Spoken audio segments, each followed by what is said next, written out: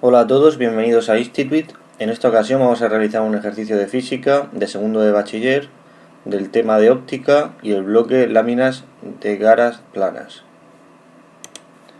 Un rayo de luz monocromática incide en una de las caras de una lámina de vidrio de caras planas y paralelas, con un ángulo de incidencia de 30 grados. La lámina está situada en el aire, su espesor es de 5 centímetros y su índice de refracción de 1,5. En el apartado A nos pide dibujar el camino seguido por el rayo y calcular el ángulo que forma el rayo que emerge de la lámina con la normal. Bien, pues lo primero que vamos a hacer es dibujar la lámina de vidrio. Dice que sus caras son paralelas y en ella tendríamos, este sería el vidrio, aquí tendríamos aire, porque dice que la lámina está en el aire, y aquí también tendríamos aire. Entonces llega un rayo incidente, aquí tendríamos la normal, a este ángulo le vamos a llamar I, y nos dice que es de 30 grados el ángulo de incidencia, I1. Entonces una parte será reflejada y otra parte será refractada hacia el interior, con un ángulo que vamos a llamar de refracción 1. Una vez que el rayo ha llegado a este punto, nos dibujaremos otra vez la normal, y aquí habría una parte que emergería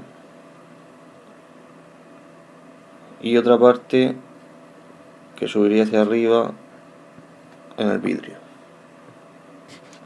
El espesor lo conocemos y lo que nos están pidiendo es este ángulo que emerge, el ángulo que forma el rayo que sale con la normal. Esta sería la incógnita. Aquí tendríamos un rayo de incidencia, un ángulo de incidencia I sub 2 y así quedaría dibujado el ejercicio. El camino, este es el camino que seguiría el rayo. Ahora nos pide que calculemos ese ángulo con el que emerge. Pues nos vamos a basar en la ley de Snell. Entonces, vamos a interactuar en la parte de aire y vidrio primero. Tendríamos un índice N1, que sería el índice del aire, multiplicado por el seno del ángulo de incidencia, que sería I1, y esto tendría que ser igual al índice del vidrio, N2, por el seno del ángulo de refracción en el vidrio, que es R1. Bien, de aquí sabemos que el índice del aire es 1, el ángulo de incidencia es de 30 grados, nos dan también el índice del vidrio, que es de 1,5, así que solo nos quedaría calcular el ángulo de R1.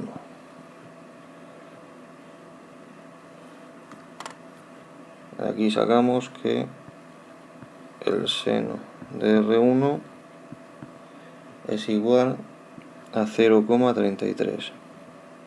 Bien, ahora en la segunda parte vamos a intentar relacionar este ángulo con estos ángulos, el ángulo de refracción con el ángulo de salida. Si nos fijamos, dibujamos otra vez las normales y el cristal. Este sería el espacio que recorre el rayo y el ángulo de refracción alfa por geometría tiene que ser el mismo aquí y aquí. Por lo que podemos decir que este R1 es igual al ángulo de incidencia 2.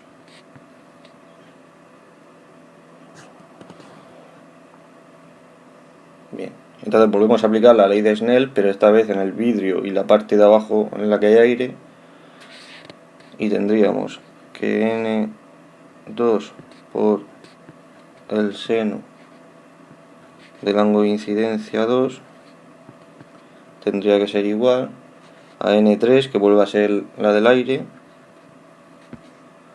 por el seno del ángulo reflejado, que era R2, que es el ángulo que queremos calcular.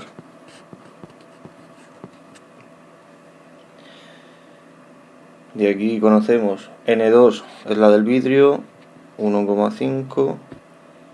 El seno de I2 sería igual al seno de R1 que hemos calculado y que era 0,33.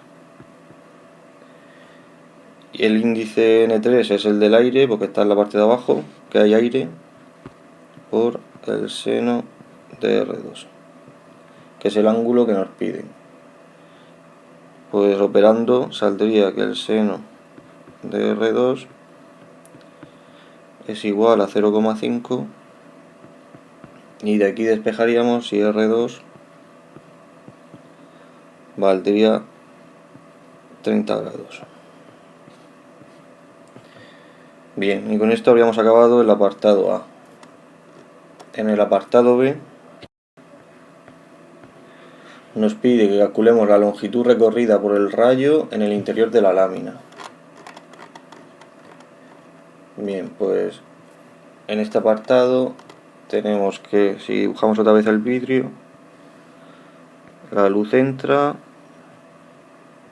se refracta con un ángulo y aquí vuelve a salir y se vuelve a refractar. Tendríamos las normales.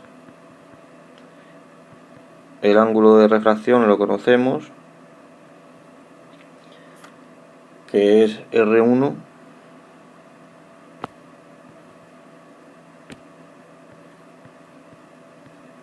y el espesor también lo conocemos. Y lo que queremos calcular es esta distancia S, la distancia desde el punto de entrada al de salida. Y esto lo podemos calcular, lo podemos sacar relacionando el cateto contiguo al ángulo R1 con la hipotenusa, y esto se hace con el coseno. El coseno de R1 es igual a cateto contiguo, que es E, partido por hipotenusa, que es S. Y de aquí vamos a despejar S. Así que S, que es el espacio, va a ser igual al espesor de la lámina partido por el coseno de R1. El espesor nos decían que era de 5 centímetros, partido por el coseno del ángulo, que es 0,94,